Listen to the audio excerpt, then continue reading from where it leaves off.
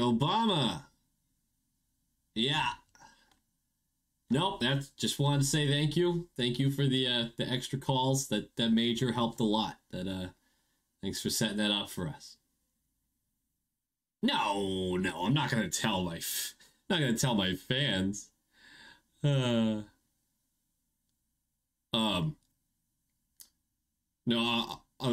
yeah, I'll call you back. Bye. Yeah, I was recording, but I just turned off the recording. It's not like I'm going to put it in the final edit anyway. But yeah, no, thanks for setting up the extra calls. I mean, we didn't score really on those power plays, but I really appreciate your help with everything. Yeah, I think Pens fans will get over it. They'll be fine. We needed it more than them anyway. Shit. Low quality fans of a high quality Bruins team, welcome back. That is a dub. That's a dub. A big dub. That's W's, boys. Well, just one for now, but I'm looking for another one, or maybe one more after that. Look, I'm cheery. I'm happy. That's a dub. I should be happy. But the God honest truth of it is this game was like you're going to the bank and you decide to use the drive-thru with the sucky tubes,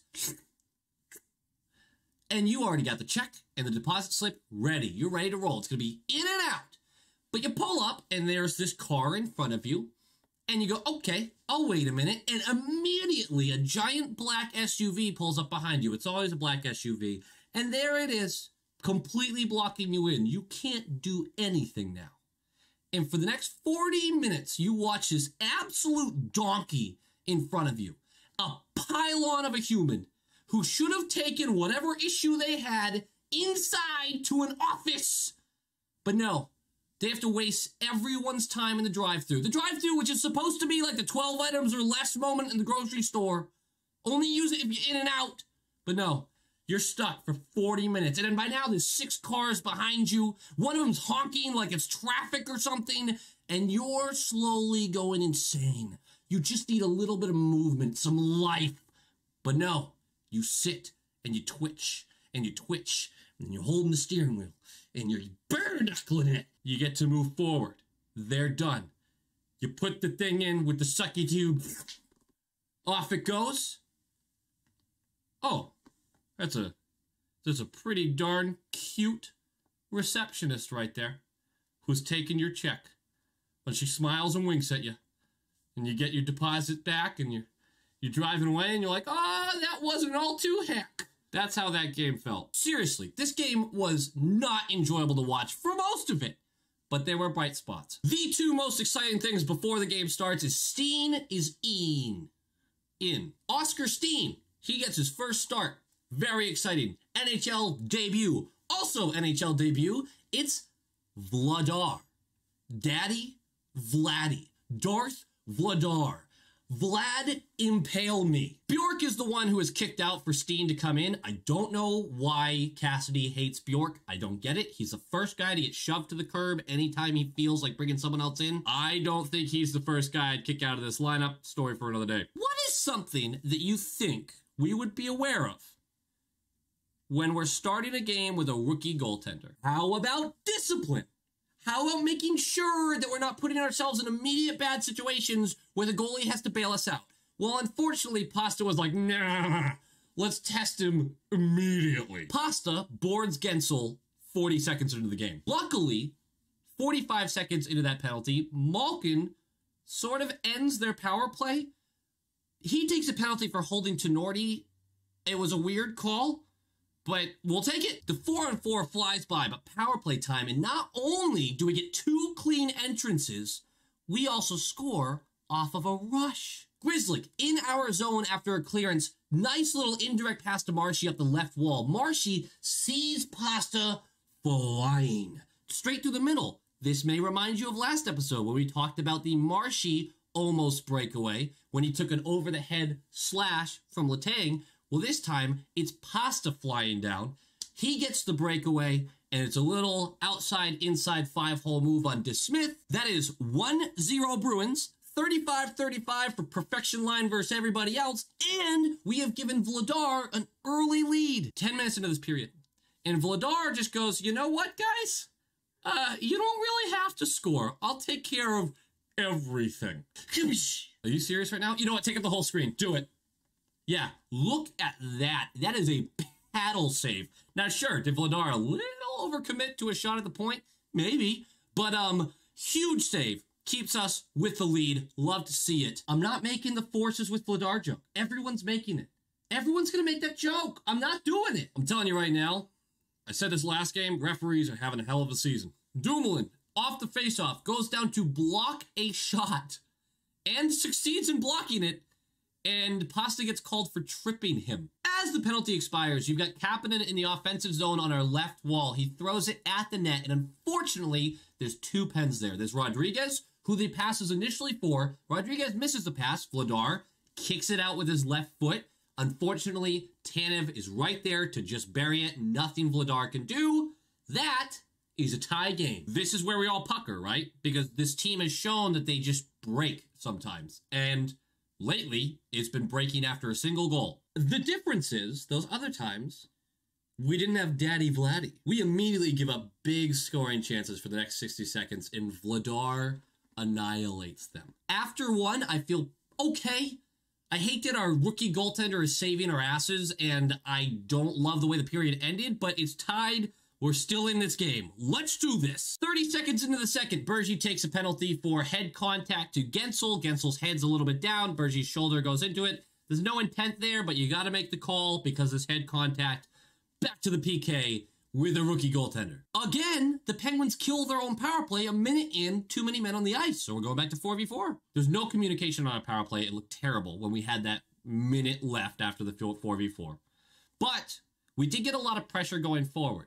Freddie draws a penalty. That's exciting. Again, no communication. There's no process. There's no structure, so we don't score off of it.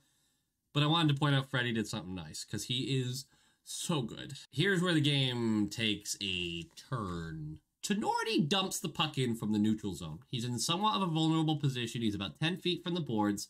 And Tanev comes from across the ice to lay a solid body contact check on him. The result is awful. Tenorti goes flying, completely smashes into the boards, does not get up, has to get basically carried off of the ice. It's a bad situation. Here's my breakdown of this. This did not deserve a 5-minute major. The reason they called the major in the first place, because the penalty was not initially called.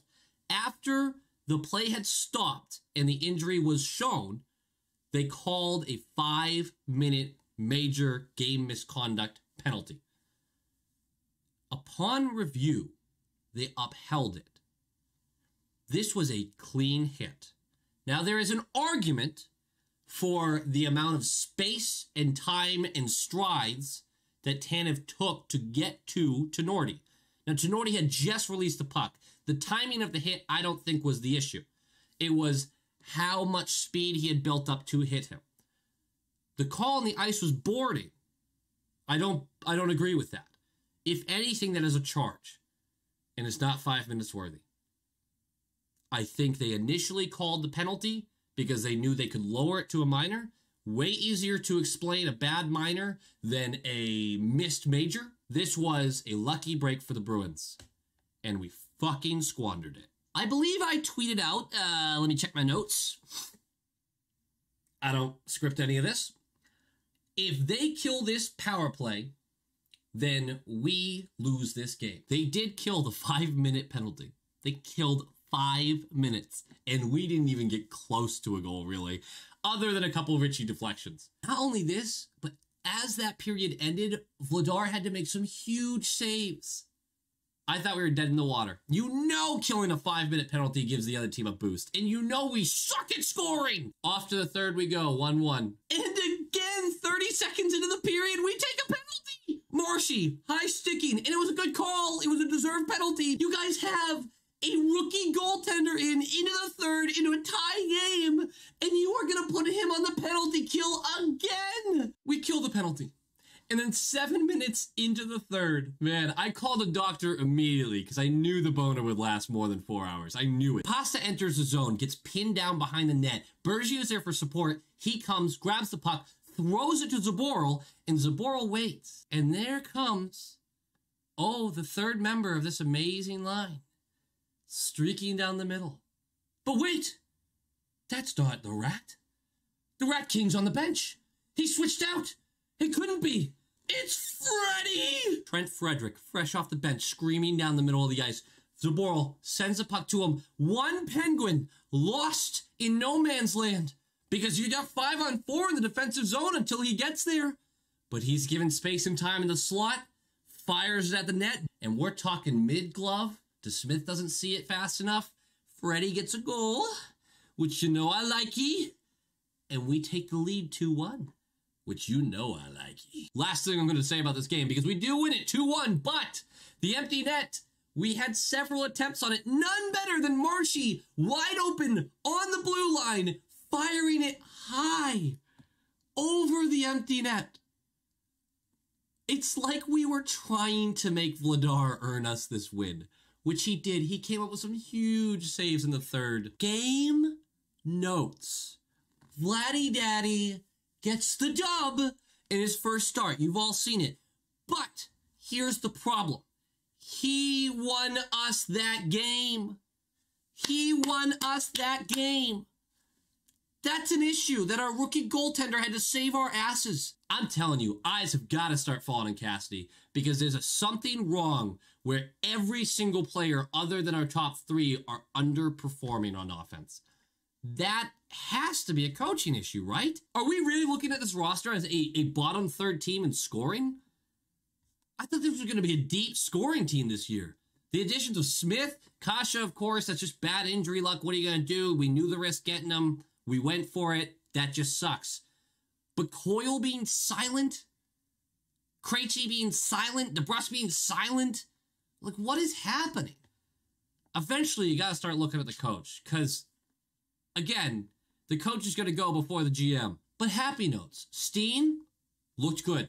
He only had about 10 minutes, but he looked good. I was okay with him on the team. I didn't notice a ton of them outside of the first.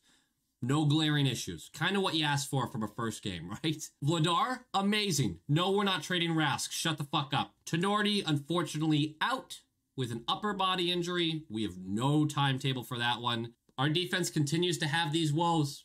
We'll see. Lastly, this game does not change the way I feel about this team. We still only put up 2 goals, one of them at 5-on-5, but this was a gutsy win against a good team. If we lose a game against the Sabres, we are screwed. We can lose our 8th game against them. How about that? But we can't lose these 2 coming up. We got too much ground to make up. These need to be easy points for us. Guys, thanks for watching. Do the stuff, the things, cheer on the team. Go Bees!